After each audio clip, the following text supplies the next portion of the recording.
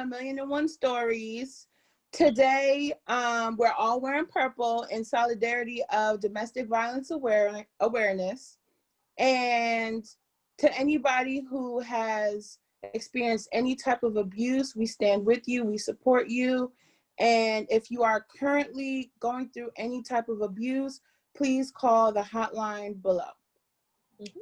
So today we're talking about motherhood, and I want to ask y'all, what are the best parts of motherhood for y'all? Or just taking care of kids in general? Wow, that's a great question. Well, I'm going to be honest. Motherhood is a topic that is so close to my heart and dear to me because I love motherhood. And it's not necessarily because you have to be a mother to be, to feel like, motherhood implies to you. But I feel like motherhood is something that it's a God-given blessing, and you don't have to necessarily have to have had those children or that child in order for you to be the best mother or a mother, period. So for me, it wasn't like it was a planned thing, but when I became a mother, it's just like, oh my gosh, and of course motherhood has its up and down, left and right, but it's just like the joy of seeing someone and raising someone and just be like, somebody who's helpless, and you can help them to be the best version of themselves and be even better than you. And that's how motherhood is to me. And I agree with that. Like, for me, being a mom, like, I love being a kid through my kids again. Like, we get to watch all the cartoon movies, especially that I used to watch as a kid. And I'd be like, oh, look, y'all should watch this movie. When I watched it when I was a kid, it was so funny, and just being adventurous with them. Like, they teach you so much, and you become a new person, dealing with kids, and you're patient and you're more creative because you want them to have fun, and you're doing trick or treat. Like, now we can't go out and trick or treat like we want to, but doing trick or treat in the house and going door to door and just coming up with fun games.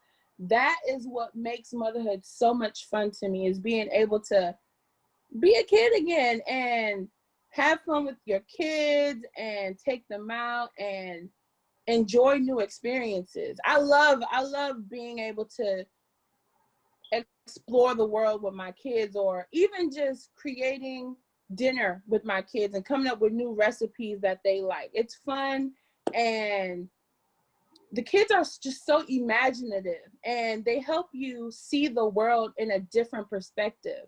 And I love it. It's just so much fun.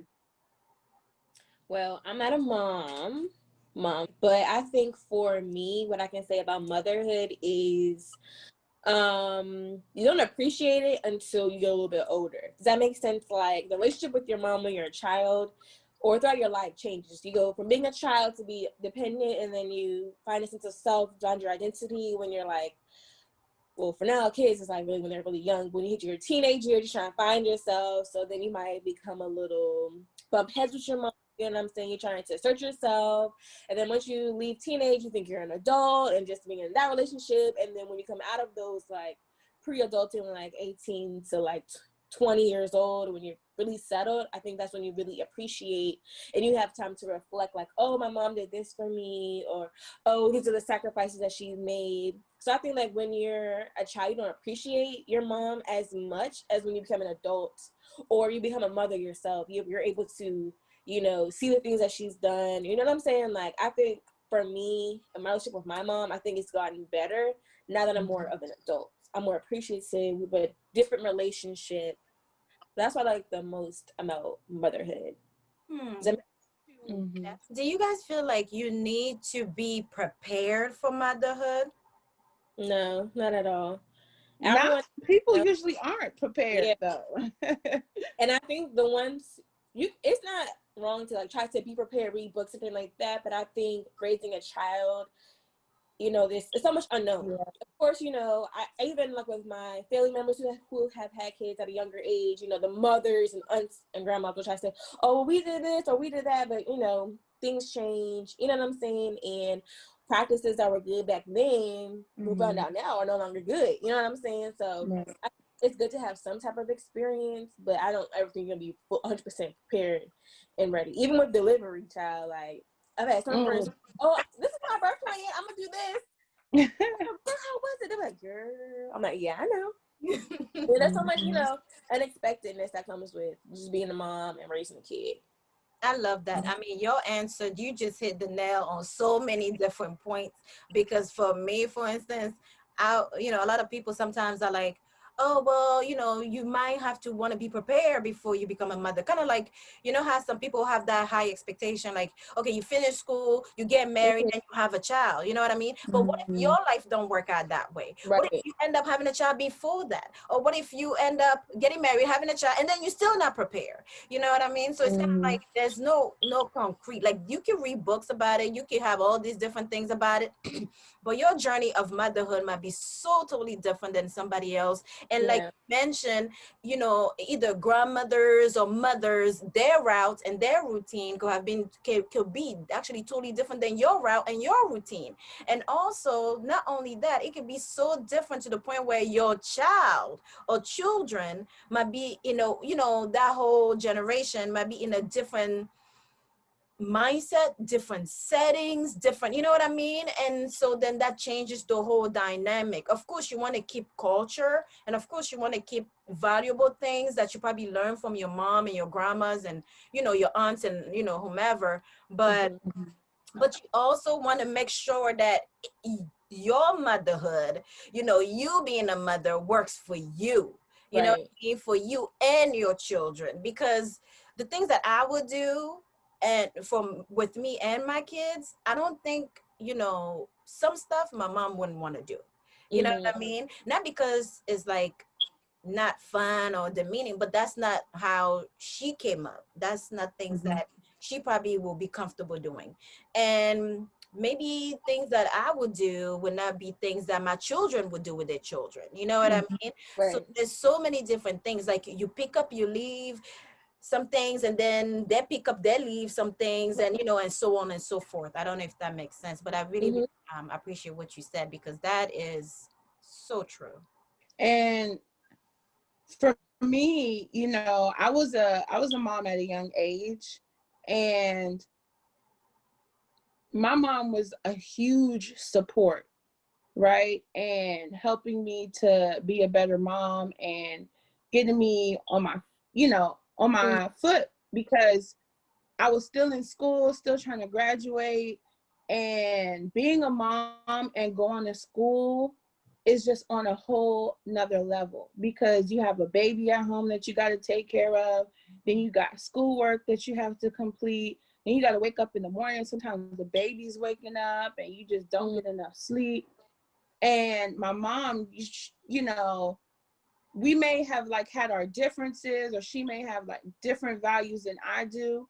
But when it came to like supporting her grandbaby or helping raise her, it was like, okay, I got your back. And I realized as a mom, it really does take a village to raise a kid. You can't teach your kid 100% every single thing in life.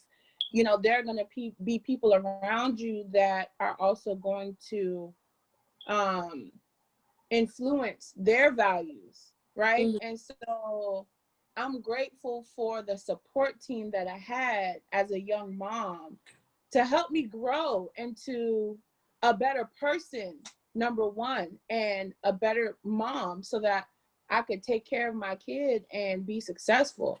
It's not easy. Like people, so I was a mom at 16. And when I was a mom, that show 16 and Pregnant came out, and I was like, oh my gosh, like this really is some things that people go through when they have a child at a young age. I mean, your parents are like, how are you going to finish high school? How are you going to move forward? And you as the mom, you have to realize, okay, well, I got to put the childish stuff to the side and be a better person for my kid. So, I mean, I appreciate like all the support I got. I mean, people would like hand me clothes, you know, even clothes that their kids never wore yet. And I'm just like, Yeah. you know what, thank you. I appreciate that. Because it's a challenge. And anyone who goes out their way to support parents, to support mothers especially, it's like it's a blessing. Amen. Mm-hmm. Amen. Mm-hmm. I so agree with you. And piggyback off of what you said, it is imperative when you get support when you have children, especially as a young mother or as a mother in general, because for instance, like you mentioned, you talked about your mom being your biggest support, and that was also the same for me. My mom has always been my biggest support. I mean, literally down to the teeth, to the point where it's like, okay, mommy, they are Yeah. my children, you know. But Yeah. but it's a blessing because it's like, you know, I don't feel like the weight of carrying motherhood is on me solely. You know what I mean? Mm-hmm. And I appreciate that, because when you don't have that, you can literally run around with your head.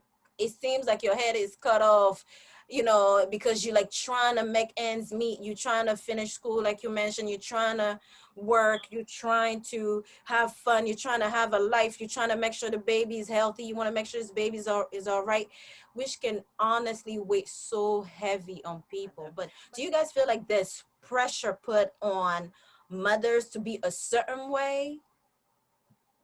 Mm, I say I yes, think and it depends. Like, I think it depends on a lot of factors. I think it depends on um, socioeconomic status. I definitely think it depends on race. I definitely think it depends on culture and values. But I also think it depends on societal trends. Like Stacey mentioned 16 and pregnant. And I think that was the more so targeted to the allure of pregnancy. Like a lot of people thought, oh my God, so cute to be pregnant, I'm gonna have that belly, da da da da.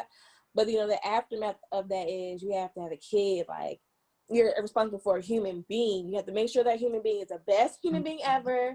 Then you have to protect them, all the harm and danger that, you know, is in this, you know, world we live in and things of that nature. So I think that, excuse me, I think it depends on like, yeah, I think in age too. So socioeconomic status, cultural values, age, and I think society as well will kind of put you like, oh, I can't believe she did that. Oh, she was shopping there. Oh my gosh, she did that. Oh, I would never. You know what I'm saying? Like a lot of people judge when they don't even have kids themselves. So I think it just depends.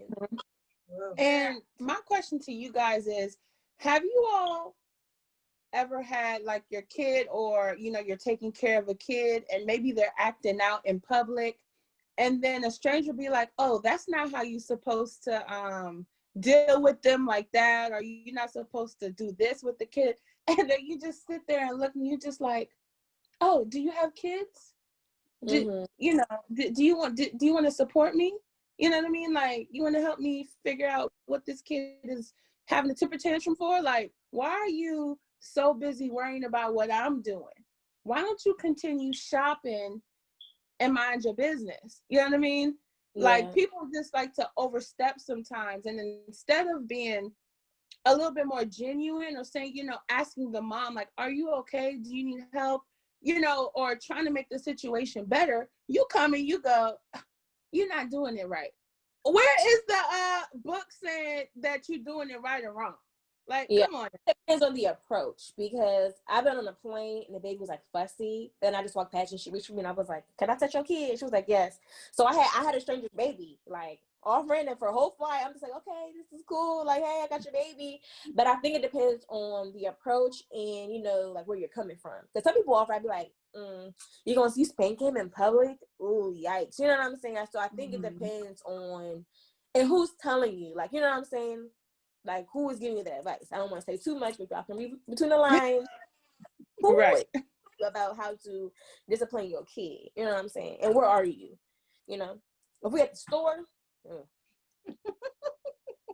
I so agree. I mean, and I'm gonna answer that question, Stacey. Yes, there's so many times, you if you have children or you have a brother or a sister, they're little and you're a little older, and you're like walking around with your kids or your siblings, and then people, are looking at you because the kid is like having a tantrum, and so they're looking at you funny, and so then that makes you uncomfortable. So now you starting to look at the kid funny because you like, be quiet. No, no, no, no. You like, but in reality, that's why I say the expectation of what other people want you to do in being the type of mother that they want you to be. When in reality, there's no expectation.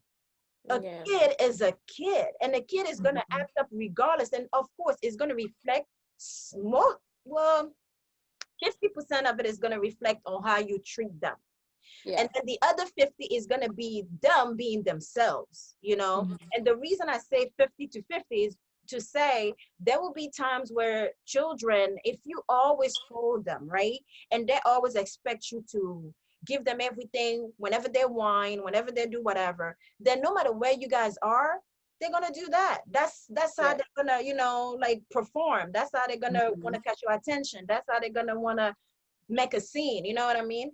But then the other 50 is, keep in mind, that's a kid. They're Mhm. supposed to act up. They're supposed to be, Mhm. free to act a certain way. It's like expecting a baby not to cry when a baby's hungry and it's a newborn. Like, what are you saying? It's gonna cry. It's gonna be hungry and it's gonna fuss, because how else you gonna know they're gonna eat? Even if you leave the hospital and they tell you, hey, the baby needs to eat every 2 hours. This time, my babies, they didn't eat. They didn't even get up till like 5, 6 hours later on when I'm trying to go to bed. And I'm Mhm. sitting there like, they lied to me. You told me every 2 hours. No, you're supposed to get up. Like, let's go. You know what I mean? But it doesn't work that way. So I feel like the pressure of, that expectation of being a good mom and doing all these things is just, it's unrealistic. And like you said, Sierra, going back to, it has so much to do with like, culture and, your race and where you live and how you were brought up, and all those things plays a tremendous role in that. A way you feel guilty, if anything, because of like maybe you didn't do it right, or maybe your expectation to do it was not to the standards or your own standards. Has Yeah. that ever felt like a controversy thing that you had to go through?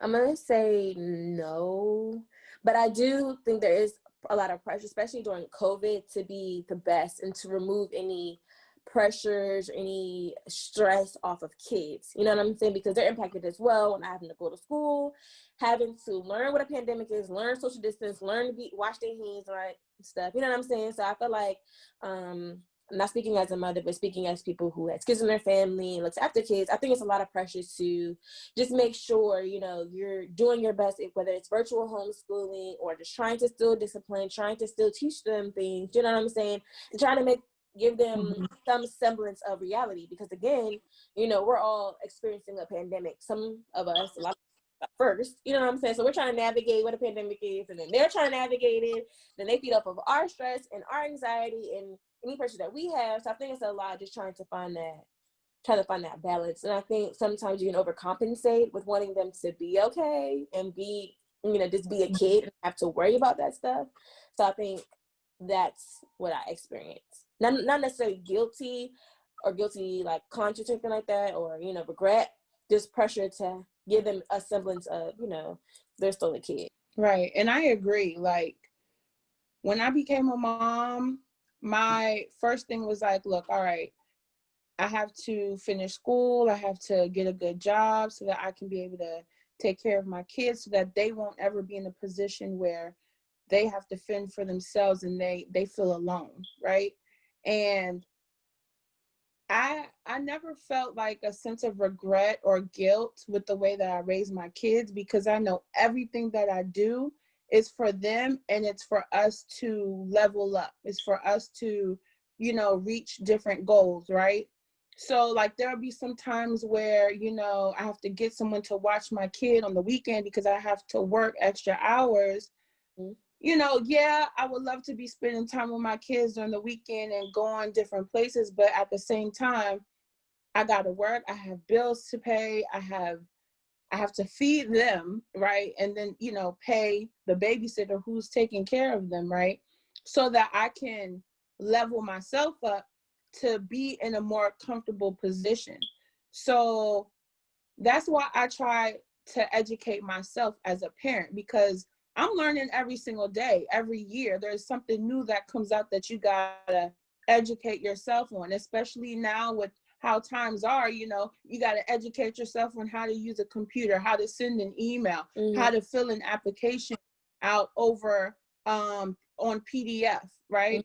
And so as a parent, it's like, okay, I can always be a better mother, right? I can always, um, you know, level up or reach my goals so that way I can then pass those fruits of my labor onto my kids, and they'll be happy, like, and coming up with different ideas with them, making a simple meal like pizza.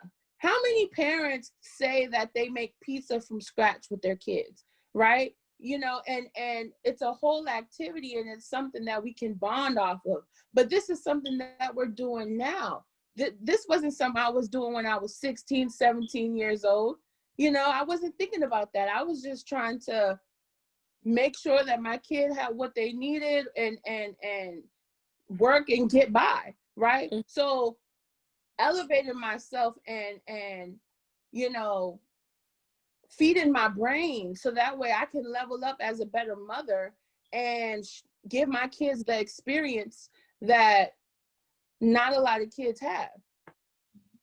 For me, I feel like in the beginning of being a mother, there was so much pressure that I was always like I wanted to be the best mother. You know what I mean? And I don't think it was the best for, whomever else, but it was the best of whatever the picture they were trying to make me understand that I needed to be. Like that best mother for your kid. Like you can't be doing this and you have to act this way and you have to do this. And I always was like, kind of like in the beginning, I was chasing that. And I was like, okay, whatever the best mother means, I need to get on it. You know what I mean? And then I came to realize, oh my gosh, I'm driving myself crazy. And so because of that, I decided that being the best mother is something that I'm not going to do.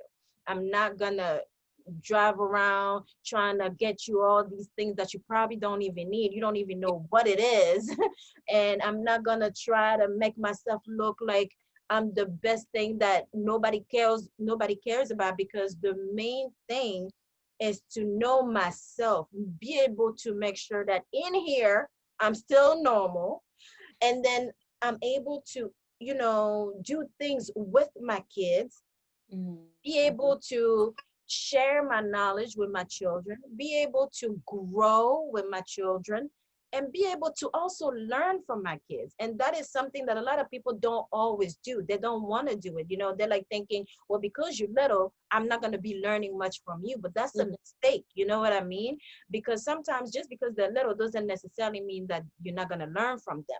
And you don't even know what kind of kid you have in your hands. You know what I mean? Because you're already blocking that whole, they're young and you are older, whatever. Yes, you should have some type of respect in your family. You should have respect between you and your children and your children and you and vice versa.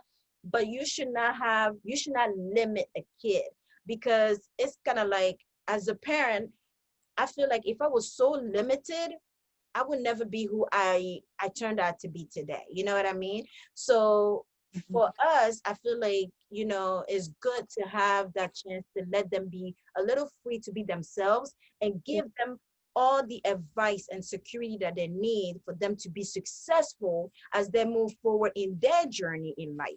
You know what I mean? Yeah. But that's why I feel like in the beginning, yes, it was so much pressure. People were telling me, no, you need to do this. Oh, no, you got to do that. You got to do that. You got to. And I'm like, okay, enough. And literally, I promise you guys, and I know that, when you have a kid, postpartum depression is like one major thing for people. I don't even think I had time to really comprehend that I was having that or not. I don't even think I did because of the pressure of being that perfect. Till I realized I don't want to be perfect. I want to be the mother I need to be for my children. I don't care if I'm perfect to somebody else next to me, in front of me, behind me, or to the side of me. I want to be the best mother I can be for myself and the best mother I can be for my kids, because they're the one who's going to be worried about, dealing with me, talking with me, having a conversation with me.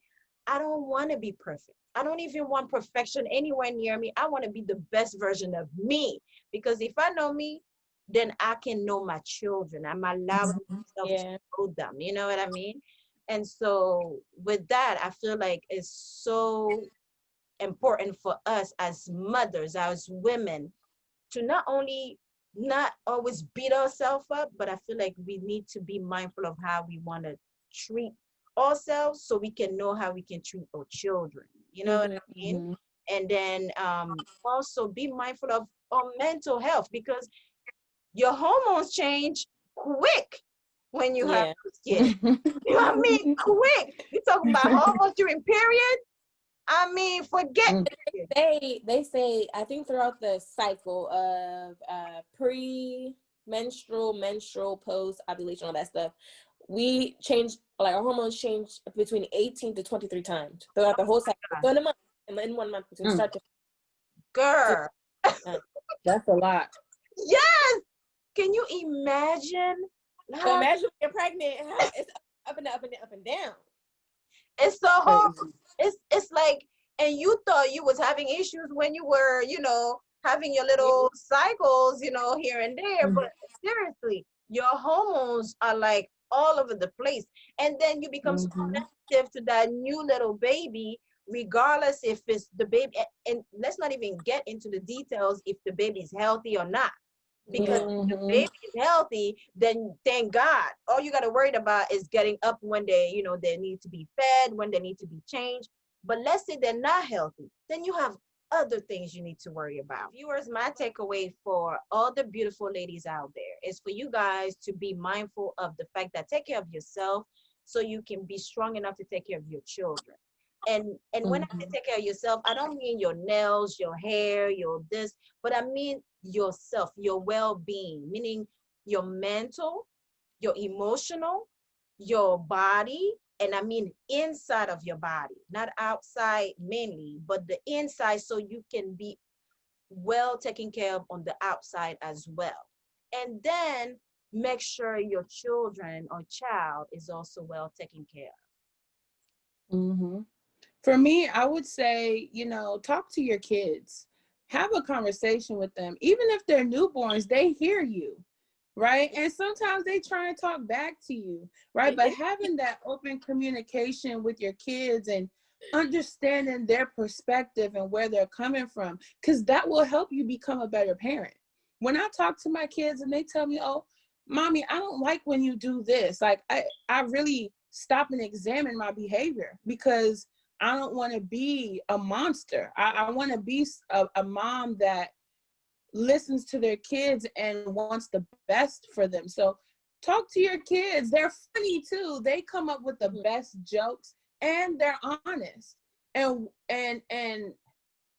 they're just so open, and having that conversation, it really helps the relationship between, you guys. So. Okay. My turn. So my biggest takeaway, again, I'm not a mother. For those that are watching, listening, I'm not a mom. But one takeaway that I have for any mother, any person taking care of kids, just to enjoy the time spent, enjoy the relationship, nurture the relationship, and enjoy being under quarantine. Like I said before in our previous video, check it out. Coping during quarantine. Be creative. This is the time to be creative, explore, do different things. Just really tap into, what it is to nurture a relationship, what your kid like, what you like Leticia said. Just enjoy, because like I said, it's a journey. we don't know what to expect. You know what I'm saying? Tomorrow's not promised to anyone. So we love all the mothers out there. You are superheroes. Those who have given birth, those who are mother figures, those who take on, you know, kids in the neighborhood. We appreciate everyone. Again, just a reminder, we are wearing purple in solidarity of Domestic Violence Awareness Month. Again, anyone who's experiencing that, who knows of anyone experiencing that, there is a national hotline. It's open 24 hours, 7 days a week, of course. So call that number. It'll be dropped in the comment down below. And we love you guys. We'll see you guys in the next one. Make sure you like, comment, subscribe, and stay tuned for the next one. Oh, and drop down the story about your mom if you are a mom. Leave a funny parenting story. We would love to see it. We'll see you guys in the next one. Bye. Bye.